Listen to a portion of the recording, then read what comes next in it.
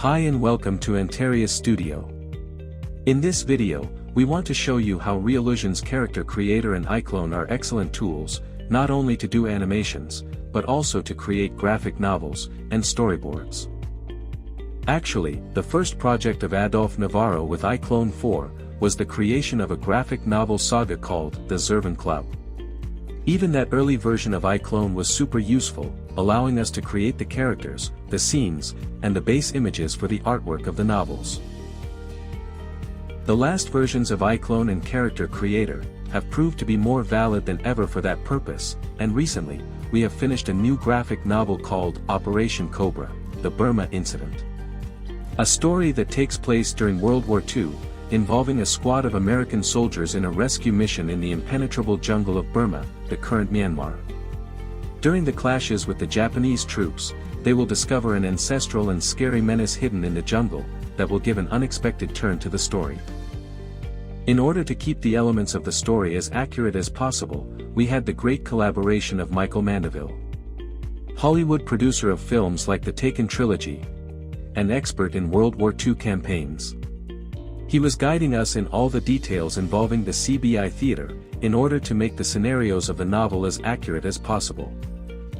With Character Creator, we were able to create all the characters of the novel, while almost all of them are fictional, and were made just for the story. Following Michael's suggestions, we include two real characters, General Joseph Stilwell, and Colonel Frank Merrill, commander of the special unit called the Merrill's Marauders. To recreate those characters we used the Headshot plugin of Character Creator. And we created a quite accurate reproduction of them, even using just the few images we could find on the internet. Character Creator also allowed us to dress the characters, because we can import any cloth model saved in the standard FBX or OBJ formats, and easily skin those models over the bodies. In a similar way, we can attach accessories to different parts of the characters to complete their equipment. These characters can be duplicated and dressed specifically for each occasion.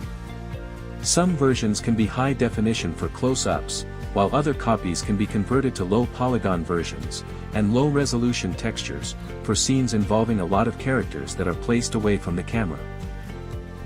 To get the assets for the scenes, I used Reallusion's content store and marketplace, along with other models obtained from other markets, like TurboSquid, Sketchfab, etc.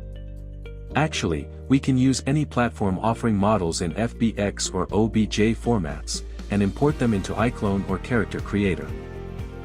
iClone provides two key features. First, we can change the poses of the characters, as well as their facial expressions, adapting them to the circumstances of each scene. Then, after the 3D scene has been created, we can add cameras, and play with them, exploring different angles and framings, until we get the one we like. This is extremely useful and flexible, because we can spend time trying different options, until we get exactly what we want. Lights, cameras, poses, expressions, asset distribution, even particle effects, can be added to the scene, always using the super easy to use iClone tools. Because iClone and Character Creator are intuitive that can be mastered surprisingly fast compared with the other 3D tools of the market. In addition, we also can use animation libraries on the characters. Once the animation file has been applied, we can select any frame of the motion, while discarding the rest of the animation. It allows us to obtain natural poses very quickly.